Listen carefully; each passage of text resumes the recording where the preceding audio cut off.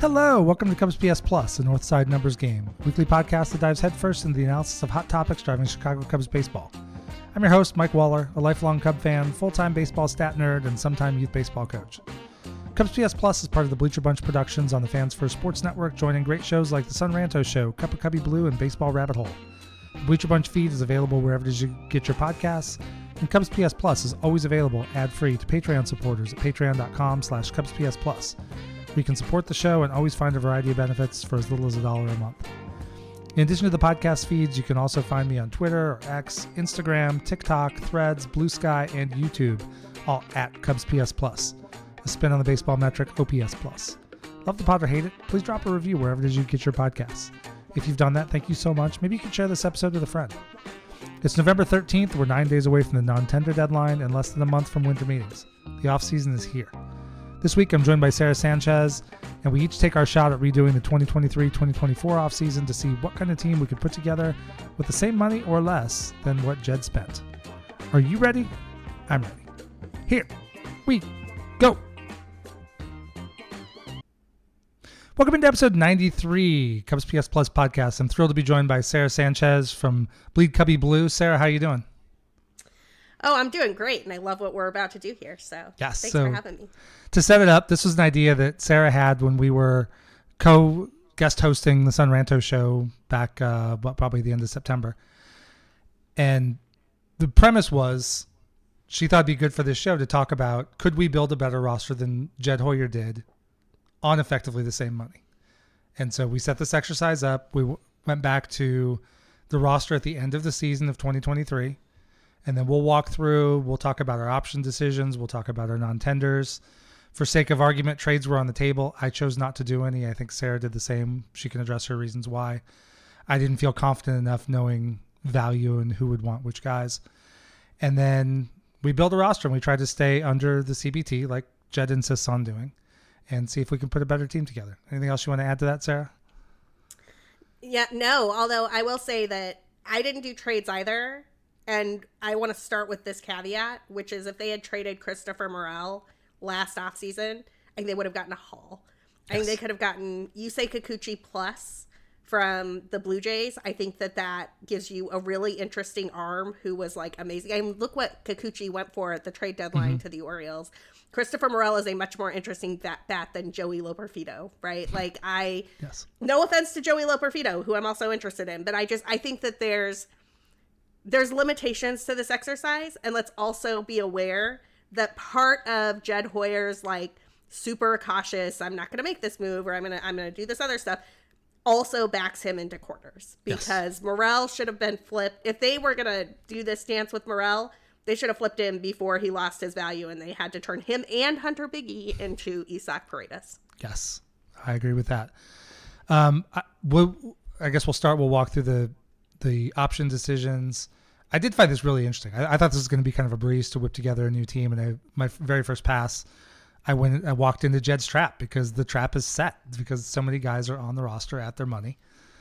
And I naturally wanted to blow past it and spend another $10 to $15 million, which he should have done, but that's not the point of this exercise. Yeah, I'm going to say I'm totally in defense of Jed Hoyer spending $10 to $15 more million. And also like, I think for this exercise, kind of interesting because one of the things to keep in mind here is we're operating under the assumption that the Cubs are over the luxury tax right now based on the front office saying that they were over the luxury tax when they added Cody Bellinger. And Mike can talk through some of the specifics here, but just y'all should know that it's a open question and a very close question as to whether the Cubs crossed the CBT threshold last year. But if they did, and they did not then go past that threshold by 10 to 15 more million dollars, that is malpractice and everyone should be fired. Yes. So from the best research I can tell, and this is very fluid until probably a month from now, I think is when it'll sort of get finalized because they have to factor in all the options, what was picked up, any player incentive clauses that get hit, all the prorated money on deals when you give us one team gives another team a certain amount of money for trades. It is very fluid. And so I remember seeing a lot of commentary at the moment that shocked that Jed didn't know where the team was, but it's hard to know exactly where the team is until the season goes. They should be as good at it as anybody.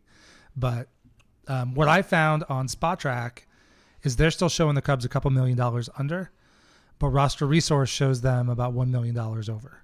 So my guess is probably lean towards Roster Resource. I think on that level of detail, they tend to be a little bit better. But we'll know here soon. And to your point, Sarah, I mean, if you go over by, there were all the Dansby and Nico nickels and dimes jokes last year. You go over by nickels and dimes, that's a crime. And like you're starting a clock for escalated penalties the next year. I mean, there's no reason you should do it. So I guess with that, let's get started. So we'll kind of walk through the options. We know Marcus Stroman had opted out, so he took care of that one for us. And Cody Bellinger opted out, so that both those guys were off the table. Jamer Candelario became a free agent. Bunch of filler guys. Michael Fulmer became a free agent. So the options the Cubs had to think about were primarily Kyle Hendricks at $16 million, which was a $14.5 million hit to the CBT, and Jan Gomes at $6.5 million to the CBT. Which way did you go on those, Sarah? I mean, Jan Gomes had to go. And I'm sorry. Like, I understand that Cubs people really liked him, and we had the whole, like, Marquee Sports Network, Jan Gomes is the pitcher whisperer narrative going on for his entire tenure on the north side of Chicago. And there was no way he was going to be worth $6.5 million at 35, 36. Like, just crazy old for a catcher, right? Like, be grateful that you got one useful offensive season out of him and get yourself a backup catcher that can bridge the gap to Moises Ballesteros, which the Cubs wound up having to do anyway, but they had to do that and also pay Jan Gomes, which I truly one of the more mystifying decisions that got made last offseason. We can talk about Kyle Hendricks too. That one's a little bit harder for me.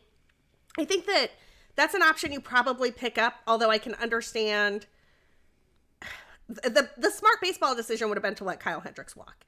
The fact that Jed Hoyer finally developed a soul about Cubs and the World Series guys and who he liked and everything in the year of our Lord 2023 for Kyle Hendricks and only Kyle Hendricks is sort of bonkers. I can see that one going either way, but the Jan Gomes decision is way too much money for a guy who's functionally a backup catcher.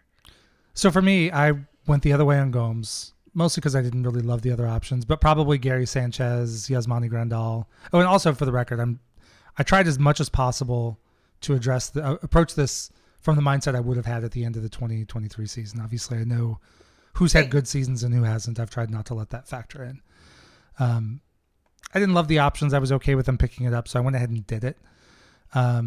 Hendricks, I agree with you, and the reason I was able to justify it in my own head, because $14.5 million is too much for a fifth starter, but he was pretty effective in 2023, and this is an opportunity to kind of take advantage of the fact that they had Justin Steele for $4 million. So they kind of had the space to keep the legacy play and kind of let him finish out that contract. And I think there's value in that with the fans. I mean, like, I know the season did not turn out the way any of us thought it would turn out in terms of, I did not see him being that bad early in the season, but that's a move I would have made. Kyle Hendricks is hard from a fan sentiment standpoint for me, but it's not that hard from a pitching talent skill sentiment for me. I kept Hendricks on my roster, but there were shades of this is not going to work anymore. Mm-hmm. Going back the last two seasons, right? Like, yeah. I think that the first time I was really alarmed with Kyle Hendricks news was when it leaked that he went to Driveline to get back up to 88 miles per hour on his fastball. Yeah. And I was like, the Dan Herron joke was, I throw 88. Yes. Right? Like, that you can't throw 88 and be a major league pitcher. I love Kyle Hendricks to death. If you're going to Driveline to get your fastball back to 88, something has gone terribly wrong. And so I think we can both stipulate that Kyle Hendricks is on our roster, but frankly, from my perspective, the second you make the decision that Kyle Hendricks has one of your starting rotation spots, you're actually making a decision that you are probably not going to play for a playoff spot next year, because you're just ceding one spot to fifth starter territory, in my opinion. I sort of took the approach that you're going to have that fifth starter anyway. The problem was then you also still had to have kids in the sod and all those guys compete for what wound up being the last spot. The next one, let's go through. Did you have any non-tenders? I did not add any non-tenders. Did you non-tender anyone? Oh, yes. Goodbye, Patrick Wisdom, and goodbye, Nick Madrigal. Oh, fair. I wish I would have done that. I should have done that. If I get that chance, I'm doing. I guess I also did Jared Young. They did that too, and a couple of So that saved a couple $1 million with Madrigal and fair. Wisdom. Madrigal was my first cut. I mean, he brings no value to the team. Like if his only value is if he's Luis Ariz and he's hitting 340, but he's slow. He's okay-ish, I guess, defensively at third base, but they had to do better. Wisdom I kept until I got to the bottom of the bench. I wasn't sure about him till the very end. So you had those two on your roster. I did leave both of them on my roster. I just kind of considered them bench guys. Fair. And another factor to throw in here, as we're coming up with this money, we came up with, oh my gosh, did I screw this up? I don't think so. Hold on one second. Oh, no, because I did it on the front side. Okay. All of a sudden, I thought I forgot to shift over the retained money, the money they were still spending on Trey Mancini and Tucker Barnhart. No, it's there. Okay. Yeah, I took it off my total instead of having it as a separate line item. It was a dagger in my heart when I saw the Trey Mancini money. Yes. Because paying Trey Mancini $700 million, yikes. Well, and that's one where 2 mistakes the previous year maybe puts them over the CBT by $1 million this year. Correct. Yeah. I mean, these things pay it forward. I mean, so let's go through. I assume we both have, forget the order, but we have Justin Steele in the rotation. Yes. At $4 million. And actually, can I stipulate one signing that the Cubs did that I think both of us are probably going to do? Yep. Shota's 5-year, $85 million deal is a steal. 100%. They're very lucky to have gotten that contract. Anyone who knows my work and my stuff, I am very reticent to give Jed Hoyer compliments. That might be the single best signing of last offseason. Yeah. The deal is very Cubs friendly. Shota has been worth every single penny. So I'm just going to stipulate that we're both going to sign Shota to the deal. Yes, 100%. The other thing I'll just throw in here, because as we go position by position, I went ahead and stuck with the Michael Busch trade. I agree with that. Although, can I make an observation there? Yes, absolutely. So if you listen to the Sun Ranto show, you heard me talk about this on last week's Sun Ranto show. I just got back from First Pitch Arizona, where amongst the other players I got to see is Zahir Hope. Zahir Hope is the lesser known part of the return for Michael Busch. The better known part of the return for Michael Busch is Jackson Ferris, who is the second round high school pitcher draft pick that the Cubs got over slot to convince him to not go to college and to become a pitcher for them instead. Jackson Ferris, for reference for people, sitting as like the 16th or 17th best prospect in the Dodger system right now. And that's where he was the day after that trade. 16th, 17th best prospect. That's where he still is. Zahir Hope, the day after that trade, was unranked in the Dodger system and is currently sitting in the top 5. Yep. And listen, I was talking to a lot of people who do scouting work, who hang out around the Arizona Fall League, who do prospect work, whatever. And every single one of them to a person is super high on Zahir Hope. Yep. A couple of people who I'm not going to name because I don't know that I have their permission to cite them were wouldn't be totally surprised if he wound up playing in the major leagues in 2025. A handful of others were the leaps he's already made developmentally in the Dodger system. He doesn't even look like the same caliber of players. It's the metronomic. Yeah. It is an exponential rise, people. And yes, the Michael Busch trade, probably good for the Cubs. They needed a first baseman. And there is a non-zero chance that Zahir Hope is going to be a superstar that the Cubs gave up for a slightly above average first baseman because they couldn't develop their own. Yeah, that's a very fair perspective. Sorry. No, that's fine. I had the same Yeah, thought. I still did that trade too. Okay. Well, because I was thinking through this, and that's when I really started to check myself, because I started to think, well, what about Zaire Hope? I was like, but as of the moment the trade happened, it was a guy who's major league ready, who's stuck behind the several guys on the Dodgers with legit prospect status, and you're getting 2024 major league time for 2026, 2027 major league time. And that's the kind of trade that teams with good deep farm systems make. But now I want to talk about the other part of that trade, though, who is no longer on the Cubs, who has been let go from the Cubs as of this recording. Yeah. The NC Almonte part of that trade, because I actually think where I spent most of my time with this exercise was bullpen guys. Same. Because that is what the Cubs needed. And man, they just whiffed on like all their bullpen guys last year. They right? did. Like gone are the days of we found Ryan Tepera and like Andrew Chafin, and now we're gonna flip them for a ton of great prospects. They have whiffed on the last 2 off seasons of relievers. And Yency Almonte is a great example of this. Jose Cuas, like, how do you look? I'm not saying Nelson Velasquez is the bee's knees or anything, but he did hit like 15 home runs for the Kansas City Royals after he was traded. You could have gotten a legit middle reliever who is still in the league for him. Yeah. And they didn't. And Yency Almonte is another example of this. Like, I don't know what happened to their bullpen scouting, but it seems bad. Well, and Cuas is one that when he came over, I kind of like the funk in his stuff. Like he's got that quirky delivery, got good movement on his pitches. And I saw him come over. He had been somewhat effective in Kansas City. And then when he had all the command issues and went to the offseason, I started getting worried when he came back in spring training in the beginning of the season as the same guy he ended the season the previous year.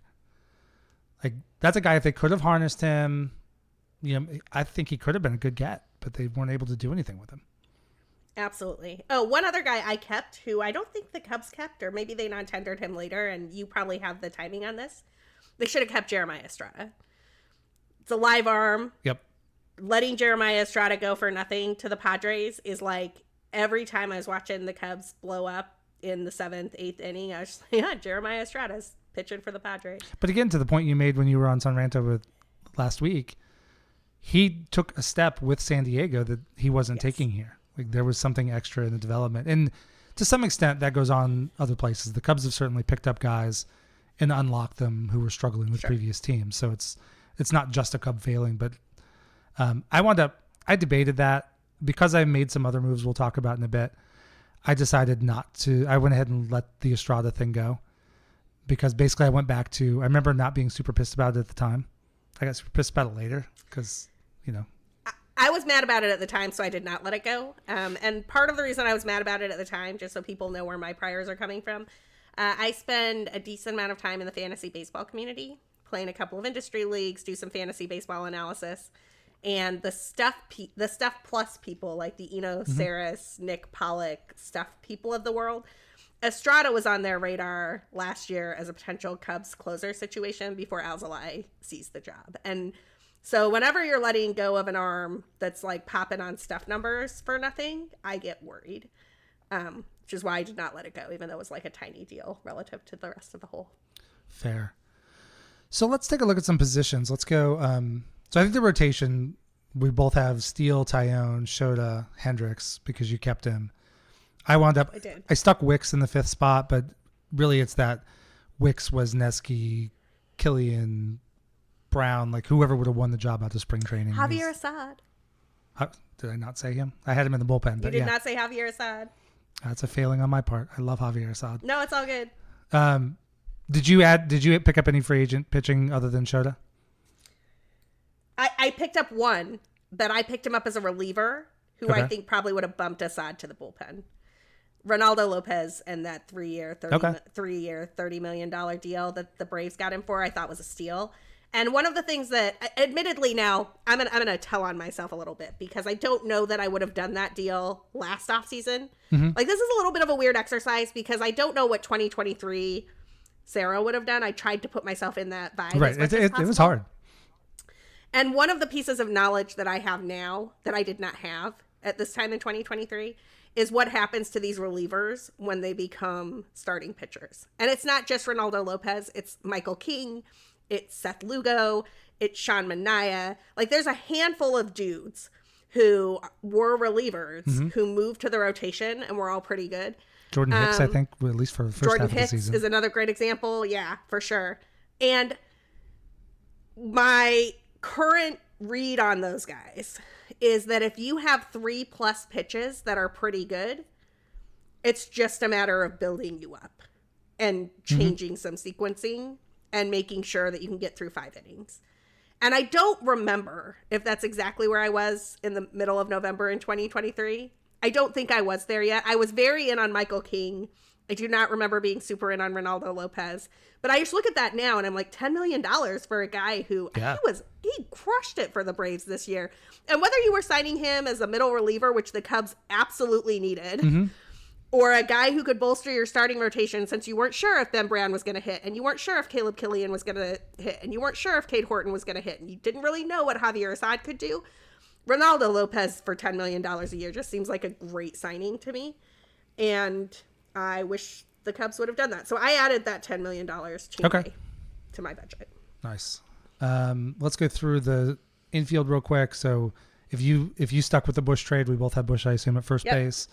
Nico at second, Dansby at short. I actually, even though it didn't work the way it was supposed to work, I am glad they gave Morel the job at third base to start the season. Like, we had to just see it. Like, I would have been furious forever if they had not given him a shot there. Yes. And let me just say, he had moments that were pretty good out there. Like, I understand why it doesn't work and that the errors are a lot. To be clear, Isaac Paredes had a bunch of those errors too, so I'm not actually sold on the idea that Paredes is that much better than Morel at the hot corner. I was just more disappointed he didn't hit more. Like, that's neither here nor there. We can compare them some other day. No, I'm just talking about Morel. Christopher Morel had some really solid defensive plays at third. He really did. Like, jump up, catch the ball, gun a guy out. His wicked arm strength. Like, there were some moments where I was sure it was going to work. And then he would just kind of have like a mental lapse and like not finish the play or like not make the play or whatever. So it didn't work. Godspeed to you, future left fielder / designated hitter for the Tampa Bay Rays. But I agree with you, and I had him as my third baseman with Patrick Wisdom as my backup. Yep. And then I had, I don't think either one of us put much into the starting lineup. Did you bring Bellinger back? I think I did, and I think I have the money to. Okay, I did too, and I made room for the money. So I had Happ, Bellinger, and Suzuki as my starting 3 outfielders. Yep, and PCA, Tachman, kept all of that. Yeah. So I guess I'll go to mine. Let's save the bullpen for last. What I kind of focused on was bench and bullpen, and the reason I did that is I think we saw it all year, right? Like, Dansby's playing hurt, Nico's playing hurt, Cody Bellinger's playing hurt, and those guys just go through lengthy struggles because I've seen Craig Counsell play a bench before, so I know Craig is not a guy that just gets locked in on playing 9 guys every single day. And they had to have more depth. So that's where I went to more of a playable bench. So I had Canario. I stuck with Mastroboni just because I needed the money and he was cheap. But then I went out and got JD Martinez for $12 million. I almost did that. I didn't do that, but I like that. To be a bad, because they need that power on the bench. And then I kept Tauchman. So I knew I would have started the year the way the Cubs did with PCA and AAA, and just like first opportunity up, first outfielder that goes down, he's coming up. Yeah, I also kept Mastroboni, who I have given grief before, mainly because every now and again his OPS, not his on base or his slugging, but his combined on base plus slugging will dip into like the 450, 500 range. Yep. And man, that is painful to watch. It's like, what are we doing? Like, your OPS is in the 400s. This is problematic. But I was impressed with Mastroboni's ability to back up Dansby at short last year and not have the defense just be an atrocity. Yeah. I think that pushes him well above the Madrigal, whoever else is filling that spot for me line. And so I kept him. I got rid of Yan Gomes. So I replaced that with the Victor Caratini 2 years, $12 million deal. Okay, I thought about that. I think Caratini's pretty good, man. Like, I would rather have him come back into the fold, and he already knows your pitchers, and he's already knows the organization, and and the thing about Caratini that I think we have at least, I can't believe I'm about to give any credence to framing, because framing drives me nuts, but Caratini has gone to 2 different organizations now and become a much better framer. Like, he's not, he's not like Martin Maldonado over there, but he learned a bit from Martin Maldonado, right? Yeah. Like, he definitely gives you that same sort of, like, I'm the pitcher whisperer effect that you can get from Yan Gomes, with a bat that is above average and a younger bat who already knows your people. So I just and you get an extra year of him, right? Like, it's a 2-year, $12 million deal. So he's your backup catcher for 2025. You don't have to worry as much about, like, you're going to re-sign Christian Bethancourt. Like, who is the bridge to Moises Ballesteros? What are we doing? Yeah.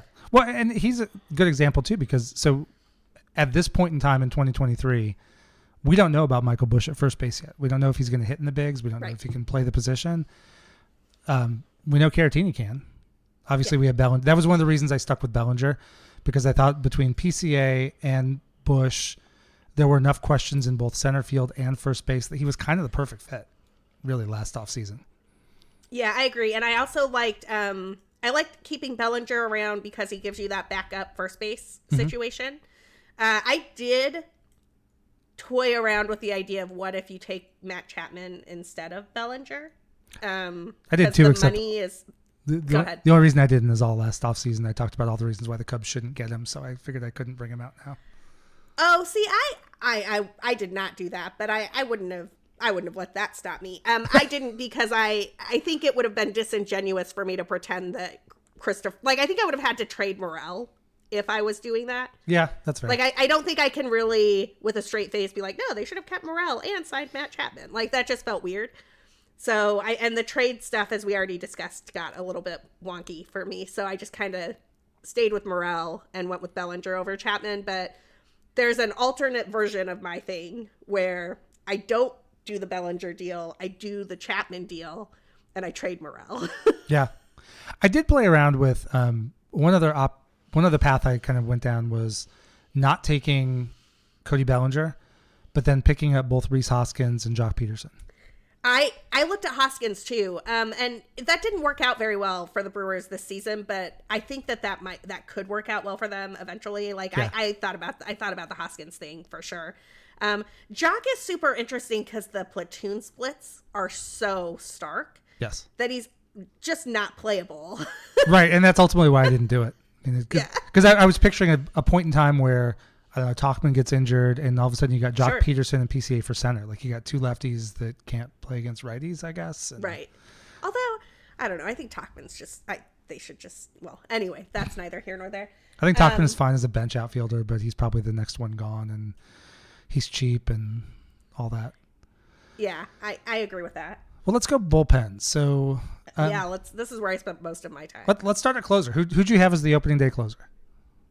I left it as Alzolay, mainly for an intellectual, like, consistency reason, because I was loud about Alzolay being that dude. But I backed him up with people who I feel like are much closer to being a closer than Hector Neris. So I don't know if people remember this when the Neris signing happened last year, but, like, there were red flags all over that in terms of peripherals and things that did not look right under the hood.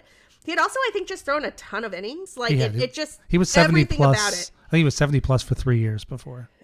Everything about it looked problematic to me.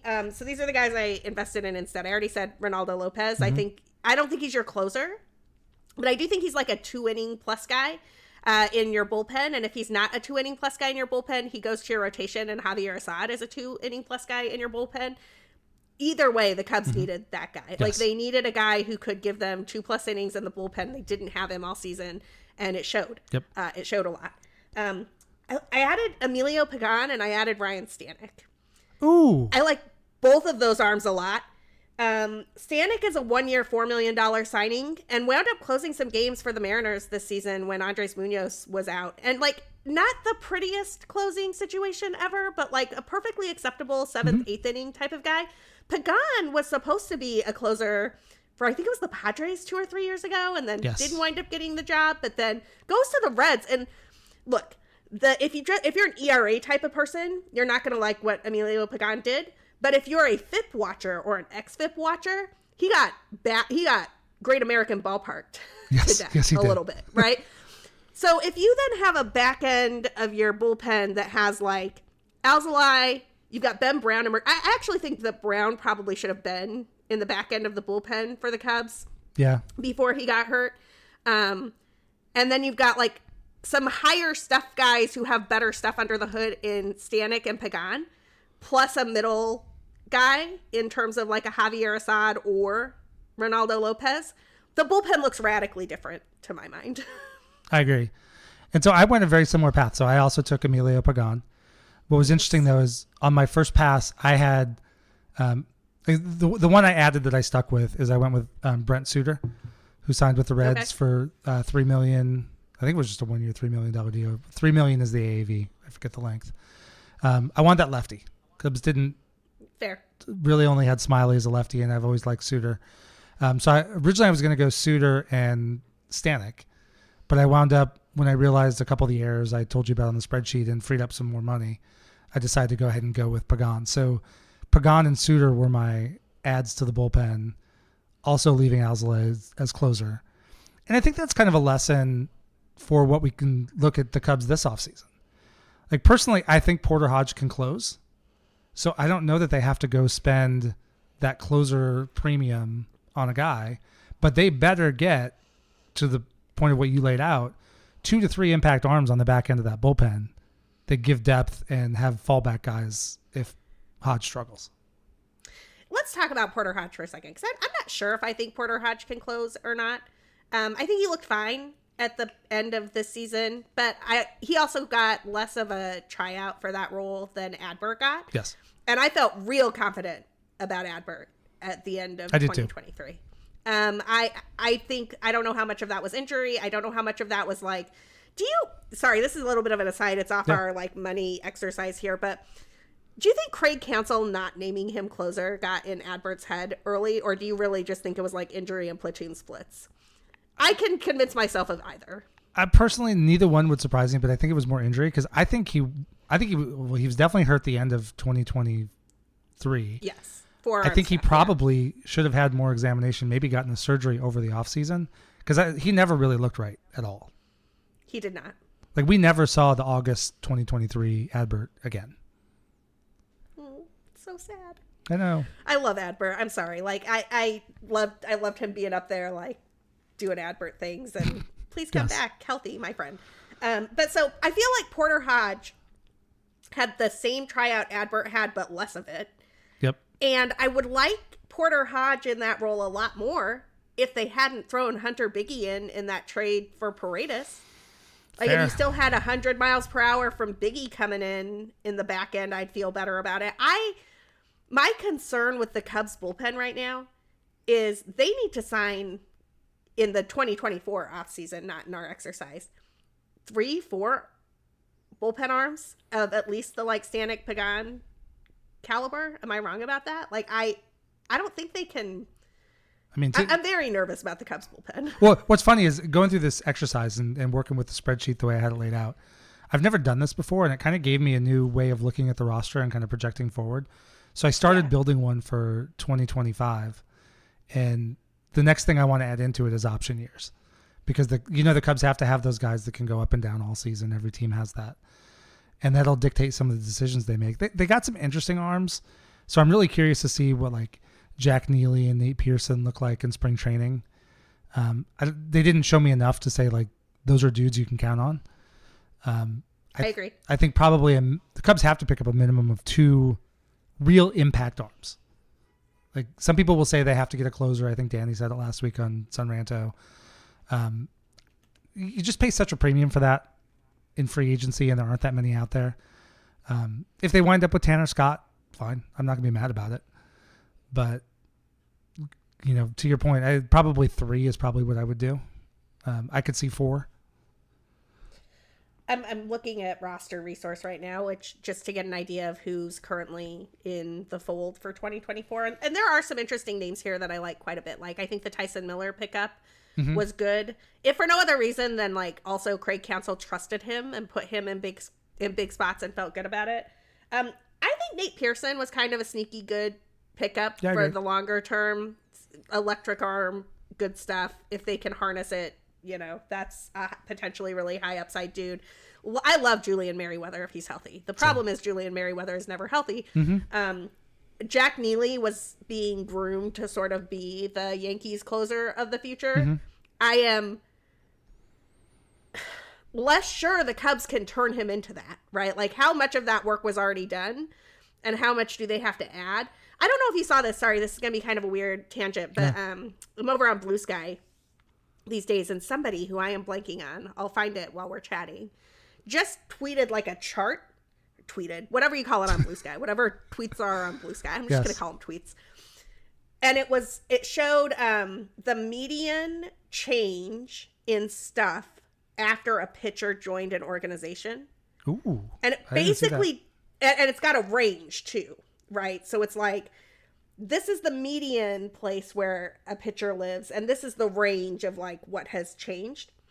And the Brewers, of course, are like leading the universe in this chart, right? Like the Brewers are way ahead of everybody else when you get traded to them, and then like it's the Rays, and then almost everybody else is in this like standard deviation of normal-ish, with a couple of exceptions: White Sox, Rockies. Sorry, the Cubs are like dead middle.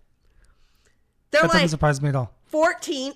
And their range is the tiniest range, right? It's like we do as little as possible when you get here. I'll find you this chart and share it with you one sec. Except it's kind of big misses or big moves both ways. Like, there have been some guys they've truly unlocked. And then some guys like we were talking about Estrada, who just explodes when he leaves. Yeah, for sure. I mean, but it's interesting because, one, I feel like on all of these types of charts, when I look at them, the Cubs are tragically average. They're just like it's a safe bet to look at one of these charts and be like, the Cubs are going to be somewhere between the 13th to 17th best team on this list every time, right? And if everything you're doing for players coming into your organization is just average or slightly above or below, what is the point of your ish? Like, what are your people doing to make a Jack Neely take the next step towards late inning reliever guy, right? What are your people doing to identify the next Andrew Chafin lefty who's going to come out and just be filthy for a few months when you need it most? And I worry about that a lot, because if you aren't adding once the guy gets there, and you're not identifying the right guys to go get, right? Like, I think we both agree that, like, Pagan, Stanek, who is the other person? Is Suter. Yeah. All better options than Hector Neris. No offense, Hector. We have a problem. You're not identifying the right talent, and you're not adding to the talent that is there. Well, that's a good point about, I was going to go to the identifying the talent, because, like, I'll use Hector Neris as an example. I don't hate him as a pitcher. If a Cubs team that had a more established, years of health Julian Merriweather, a more established Alzolay, a Luke Little of maybe hopefully 2026, Porter Hodge is already up, and you don't have to have Hector Neris in your top 3 closer options or your immediate 8th inning setup guy, and you can have him in the 6th or 7th. He's a quality pitcher who can get outs, but the Cubs just, I think they do a terrible job of self-scouting to understand what they truly need. And I think then, to your point, it's a hit or miss on, and I don't know where to put the blame, but like when they miss on Jose Cuas, did they think he was capable of things he's not capable of doing, so it didn't matter that they couldn't get him there because he can't do it? Or did they do a poor job of developing him? And sometimes it's hard to tell, but it's certainly in one of those two areas. Fair enough. I sent you this chart via Twitter DM if you want to take a look at it. And also, I owe the White Sox and Rockies an apology because they are not at the bottom of this list. I made an assumption. I should not have made that assumption. Colorado's actually fairly high on this list, although with a very weird, like it has the largest range, probably because of Coors Field.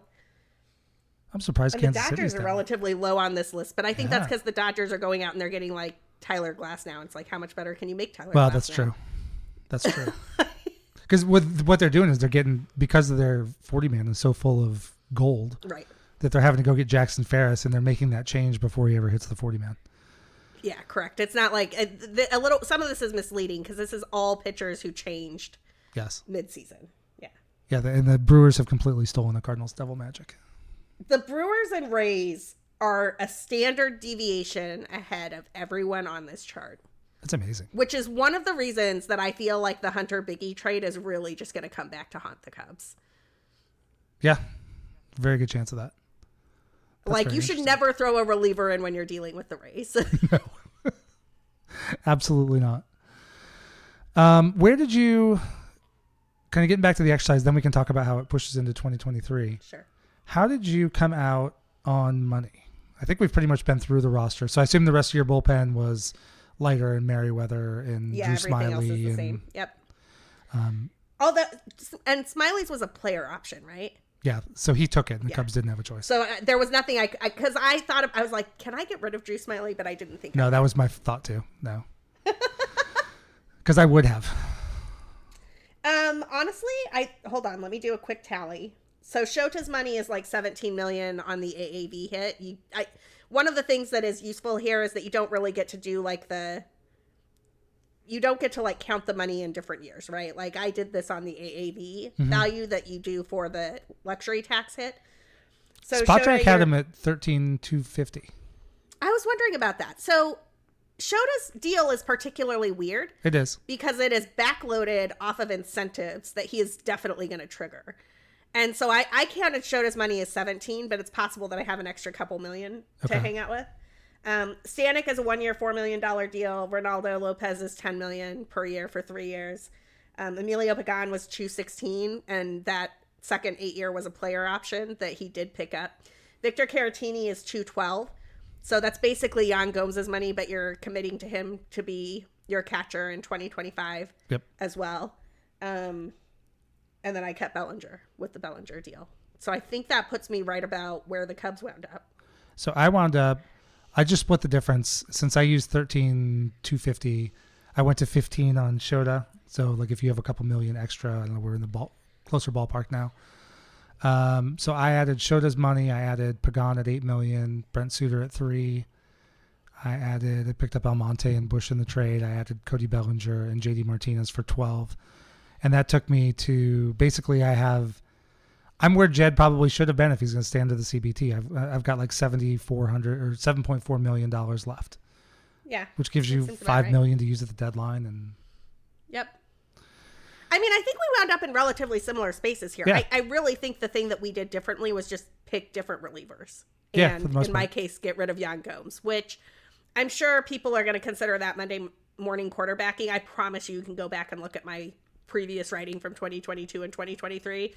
I would have taken Victor Caratini over Jan Gomes then. yeah. Well, and at no point coming into the season did I think Jan was going to be worth $6 million. I just thought he was already here, had the relationships with the pitchers. You don't have that adjustment period. And I kind of overlooked Caratini, actually, because I don't remember spending much time thinking about him.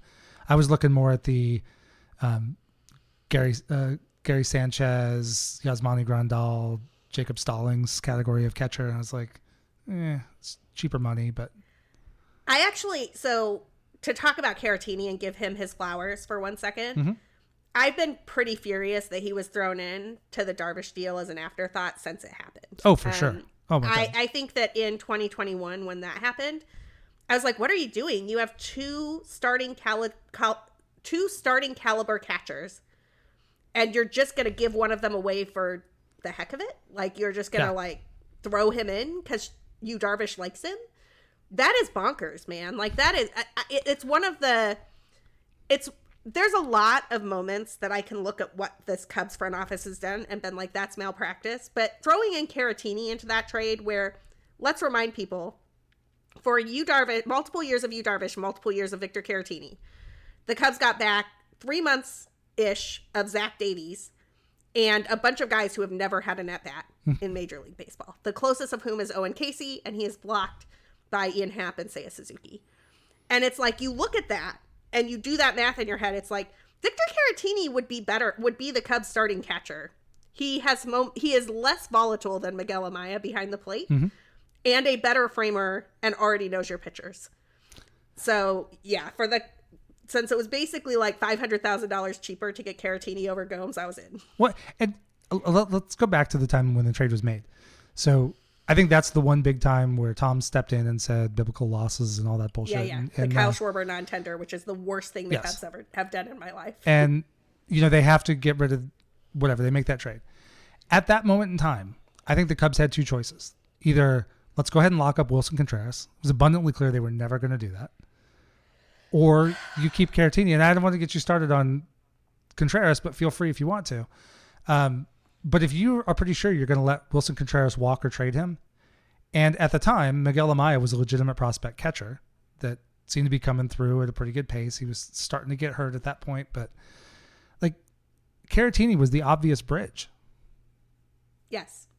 I obviously would have signed Wilson Contreras. Sure. But I also would have I think I might have too, for the record, but I think that what has happened with the Cubs and Wilson Contreras is a really good example of a guy who is a better defensive catcher than we make him out to be getting maligned because he's feisty, right? Like, Wilson wears his heart on his sleeve. I will never forget, I actually think one of the moments that was sort of the like, oh, we can't have this guy catching for us or whatever, was when he got kicked out because John Lackey got kicked out.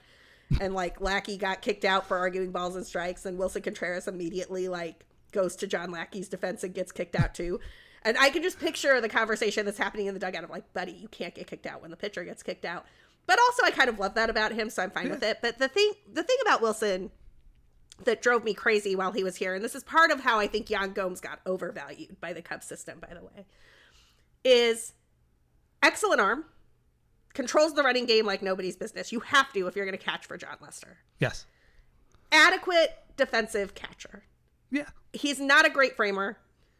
He cares more about throwing guys out and doing all that damage than like holding the pitch or whatever. Mm-hmm. But he got a little sloppy on pass balls sometimes too. Yeah, but he's not like Jose Trevino bad or like Sal Perez bad back there with framing. No. He's like very middle of the pack on framing, with the exception of a couple of 6-month periods. And framing numbers are weird because depending on the type of pitcher you're catching, your framing metrics change pretty decisively. And so Wilson was catching a lot of like Hendricks, Lester edge guys. Yep. And he's not catching the like Yu Darvish stuff guys, right? So like things to keep in mind. But if you peek ahead to where you're going to be in 2025, 2026, you're like, oh, well, maybe there's an automatic ball strike system coming and we have to control the running game better because there's going to be these rules about like throwovers and all this other type of stuff. Not re-signing Wilson Contreras all of a sudden looks very dumb. And the man, I just have to say, I think he played like 80-ish games last year after getting hurt because the Cardinals moved him up to get his arm broken and all that jazz. Don't do that. That's ridiculous. He put up a WRC plus of 141 last year. Yeah. That's top 15 in the major leagues. That is a hitter who is better than JD Martinez. You can make him your DH or your first baseman, as the Cardinals are about to do. Yep. And then you don't have to trade for Michael Busch. You still have Zahir Hope and Jackson Ferris in your system. You just got Wilson Contreras as your first baseman. And he gets to like mentor Miguel Amaya and Moises Ballesteros. And I will die on the hill that Wilson was the Latino veteran in the dugout for that team when he was there. No question. Like if you watched Cubs games in person, there were like all of the Latinos sitting together, just like clustered around Wilson Contreras, Franmil Reyes, Christopher Morel. They're all like, how do I do this? What do I do here? How do I do that? And they were all thriving. And then Wilson leaves. It's like, oh, well, we just don't do that anymore. Anyway, I would have signed Wilson Contreras to that deal. I would have done it twice. I would have made him a Cub for life. What? Jed Hoyer hates all the things I love. One of my problems with Jed, and we've hit a bunch of different aspects of it today, is that there's like, I don't know, this has become such a political meme, whatever, but like, there's like a concept of a plan. Like, I mean, he he has improved the farm system. He's clearly taken that direction, but there's not, it's that kind of cohesive line of thinking. Like, okay, we're probably not going to be able to keep Rizzo, and we have Caratini and Contreras. Honestly, to all the points you laid out, except for his above-average arm, Wilson Contreras has never been special as a catcher. He's been fine, but not special. But the bat is pretty special. So maybe the bat's excellent. So maybe you start lining up like, okay, at some point he's going to become first base, or he's just going to DH more if we go that route. And then we have Caratini to fill in until maybe Miguel Amaya can be a major player. Like, there just are these decisions. It comes into what the Cubs did before 2023. Like, they liked Matt Mervis. He tore up the minors in 2022. So let's go get both Hosmer and Mancini and make sure there's no place for him to play at all. And it's just like, I get what they're doing, trying to have a safety net too. But like this year, Michael Busch got to play and it kind of worked out okay. And at some point, thankfully PCA's glove is so elite. Like he came up before he was ready. He wasn't major league ready when he came up. Yes. But they just, to their credit, once they sent him down the one time, and then when he came back up, he never went down. He never stopped playing. And they're just like, it's our dude. He's going to figure it out.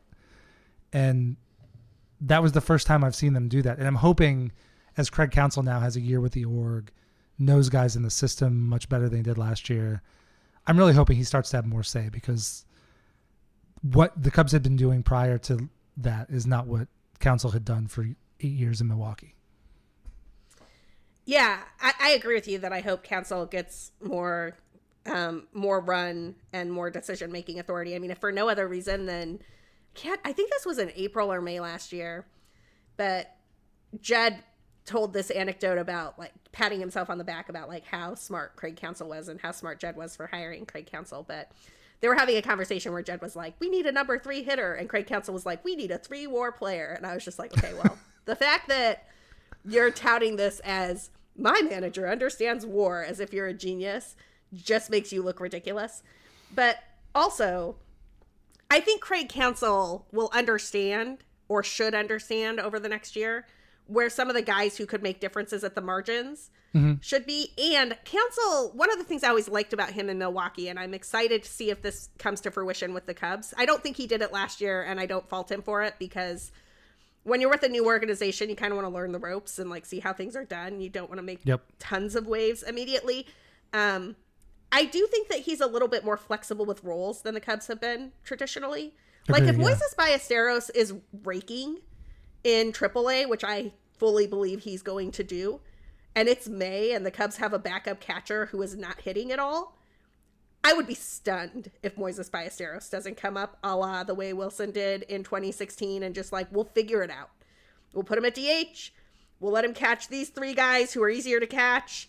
Whatever, just like make it happen, because you cannot have a guy who's hitting above 300 and a ton of doubles with a strikeout rate under 20% in AAA when whoever's your backup catcher is not getting it done.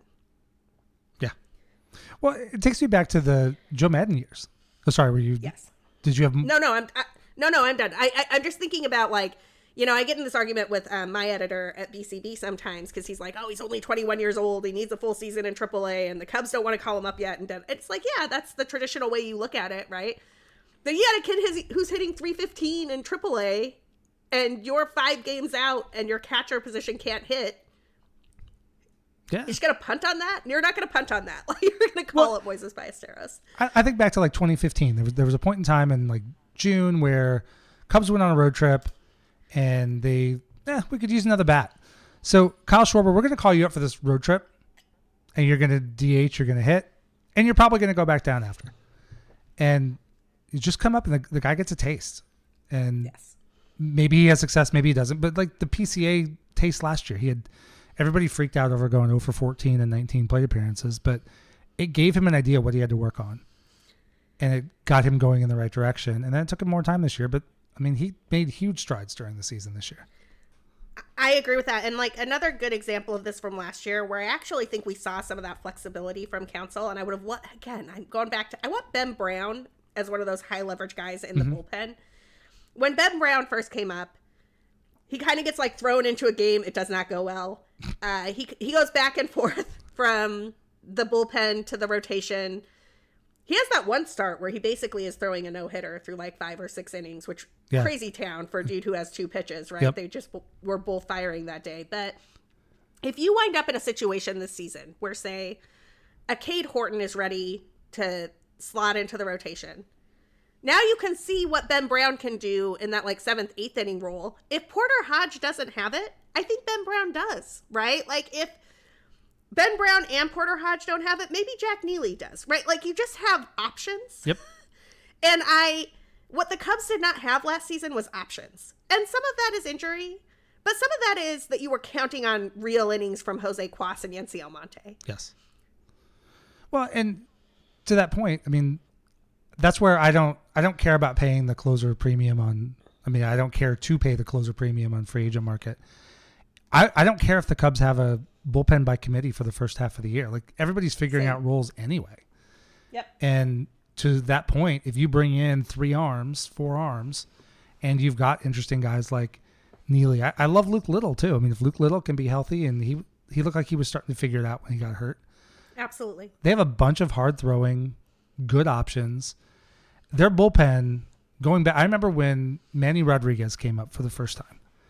It was like the first arm I could remember the Cubs having to throw 100 miles an hour. I was like, oh, they have a guy finally. And now they've got like 6. I mean, to your point, Hunter Biggie may have been the best one, and he's no longer here, but that's going to hurt. Yes. You know that's going to hurt. It's going to hurt. It's going to hurt Biggie. And we lost all the Biggie and Little jokes. Oh, yeah. That was great. But yeah, I think, and one other thing I wanted to walk through here at the end is I did an alternative one. I don't want to relitigate the Shohei Ohtani thing. I think from all the reports that came out after, he was never going to sign with anybody but the Dodgers. Sure. But I want to make a point. I see a lot of stuff on social media, sometimes podcasters talking about it, where they'll say, like, Tom will never let Jed sign insert big name star here. Shohei Ohtani, Juan Soto, whatever. And I don't know that that's entirely true. What I do believe is I believe Tom and Crane Kenny set the budget. And for the most part, they typically let Jed do what he wants within that budget. So I don't believe that there is some order from on high saying, absolutely do not sign a superstar if you can fit it in your budget. Now, if signing Shohei Ohtani means they have to go past the 3rd tier of the tax, I could see that getting shot down. But I did one for exercise here, where I did the same exercise and I put in Shohei Ohtani. I used deferred money. I went ahead and did the Dodgers deal. That's what we did on all these other ones. Okay. So his CBT hit is $46 million. I also added, for this one, I did dump Jan Gomes because I had to give every last dollar I could get. Bye, Jan. So I picked up Gary Sanchez for $2 million. I let Hendricks walk. I still picked up Shota, but then the rotation I filled out with Assad and Wicks, so I didn't forget about Assad that time. I went Ryan Stanek instead of Emilio Pagan because he was cheaper. I still got Brent Suter. And then I still let the Michael Busch trade happen. Instead of Cody Bellinger, for this one I did go with Rhys Hoskins. And that came in basically the same place I was on my actual thing. I came in $7 million under the CBT. I love that. So the Cubs can go sign a big, and look at the Padres. How many big contracts do the Padres have? They spent less than the Cubs did last year. Well, that is because the Padres have been doing a thing that I actually think is really smart, and I want to hat tip. I'm about to hat tip a Tipping Pitches pod. The Tipping Pitches pod is a great listen, especially if you are inclined to distrust the billionaires who run baseball and the people who fret about, oh my gosh, that's $30 million in 2032. I'm like, I don't care. That's not a real year. No. One of the things that they pointed out, I want to say 2 off seasons ago, when the shortstops were all signing for ridiculous amounts of money, except for Dansby, is that tacking on an extra year in 10 years or 9 years or whatever is a real easy way to get that AAV number to go down. And like, yes, you're going to have to deal with the fact that you have $20 million on the books for you, Darvish or whatever, when he's 40, but worry about that then. You don't know what the CBT hit is going to look like then, and you don't know what the CBA is going to look like then. Like these deals are too collective bargaining agreements in the future. Like the caps are going to raise, things are going to change. Win now, add on an extra year to get the AAV number down, and you have a better shot at putting together a quality team. One of the things that Jed has done, and I understand why the Cubs front office thinks this is smart, and I understand why ownership likes it, and I'm not trying to say that it's neither of those things, but I do think it's worth noting. The deal like he made with Bellinger is extremely friendly to the player and the org, not to the future of the Cubs winning. Agree. And what I mean by that is what the Padres did with like Xander is they tacked on probably 2 years to that deal in order to get the AAV number down to where they could have, to where they could like justify signing Xander for that much money, but still have the rest of their players around him, right? What the Cubs did with Bellinger is the exact opposite, where it's like, you get an opt-out, and you get an opt-out, and you get this, and it's only short-term, and da-da-da, and then we're not on the hook over the long term, and if PCA hits, we don't have to worry about it. But Cody Bellinger holds all the cards there. So when Cody Bellinger doesn't have a backup season worth $28 million in his second year with the team, he just stays. Yep. And now you have no flexibility, right? Because Cody opted to stay. What? And I like Cody Bellinger. I think he's probably going to have a better offensive season next year than he had this year. He's still relatively young, and I can't imagine that Wrigley Field is going to have the park effect in 2025 that it had in 2024. If it does, I'm going to go full conspiracy theory on some things, because it's never had a park effect like that in the last decade. But they have, in the interest of being smart, they have ceded a lot of flexibility that other teams are taking advantage of. And so if you look at those Phillies teams and you look at some of those numbers, yes, those numbers work because they're giving guys fair deals. They're tacking on an extra year. And when you tack on the extra year, the AAV number goes lower and then your CBT hit goes lower, right? Like the Cubs are doing the exact opposite, and it shows. Well, and what I think a lot of people do too often, to your point, is they look at like when Bryce Harper signed, or they look at Dansby Swanson at $26 million. And they think about that, oh my gosh, in 6 years, we're still going to be carrying that money. In 6 years, I mean, look at where Bryce Harper is on the relative rank scale of who's the highest paid player in baseball. Yes. He's not even close. Exactly. And wouldn't you rather have Bryce Harper for the $30 million a year you would have Bryce Harper for right now than be worried about trading a potential cost-controlled stud like Zahir Hope for Michael Busch to get you back to zero, right? Like this is sort of I think there are a handful of players, and I'm gonna throw a number out, and I have not done the math on this, so Mike, correct me if I'm wrong. Some listener will correct me if I'm wrong. That is what the men on Twitter do in my mentions all the time.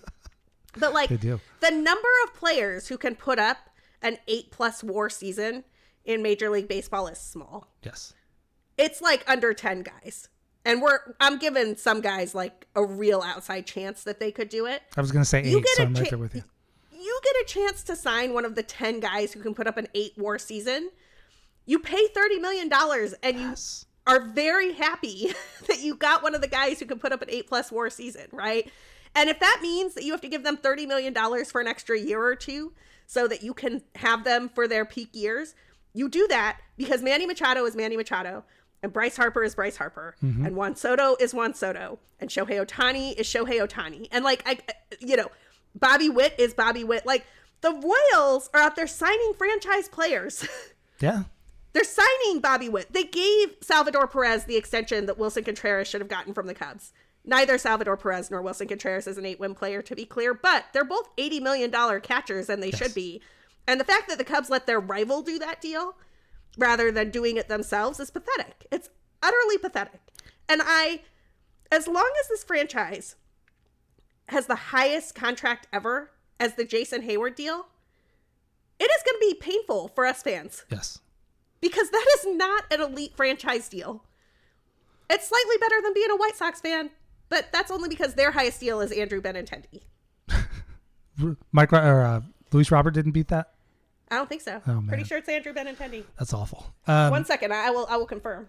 Well, I was going to make the point that what we're seeing, the Juan Soto or the Shohei Ohtani getting to free agency is rare. And when they go, there's only ever one of them at a time, and every team in baseball wants them. So even if you are super mega aggressive, you wine and dine, you put a massive number in front of them. Like, I don't know what Juan Soto wants. If Juan Soto fell in love with being in New York, Jed Hoyer could be as aggressive as he wants to be and make the best possible pitch, and Soto might just still pick to stay in New York. And so a lot of those things are out of your hand. But to your point, Witt Jr. is signed. Like, all these guys are signed. We're seeing more and more. Rafael Devers. Yep. Never hit the free agent market because Boston wasn't about to lose Xander and Rafi. Yep. Tatis. And we're just seeing these guys come up younger when they've got that elite skill.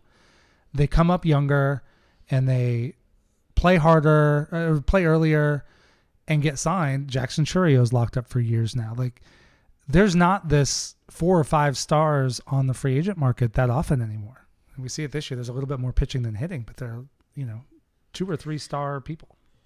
The White Sox largest deal is in fact the Andrew Benintendi 5-year, $75 million deal. Oof. And their largest extension is Yoan Moncada for 5 years, $70 million. So wow. That's crazy. It could be worse, people. Yes. It could be worse. That's nuts. But this was great. I loved having you on. Yeah. I think we got through what we wanted to get through. Did we miss anything you wanted to hit on with this episode? I think it goes to show that Cubs have a bunch of options. There are a lot of ways you can get creative, so they just have to do it. Yeah, I agree. And I think it was helpful that we did this with the 2023-2024 numbers because honestly, that's not a season where the Cubs had a ton of wiggle room, right? Like they did have like $50 million to play with. I think it was 57 was what we were looking at, but it's still like, it's not like you just traded your entire core and the Jason Hayward deal came off the books and here's all the money, like go spend it. It was a fairly constrained set of resources and a fairly specific set of needs. And it's all about the choices that are being made. Mm-hmm. And that goes back to who's doing your scouting, who's doing your developing, and what can you do? And frankly, I don't know about you, Mike.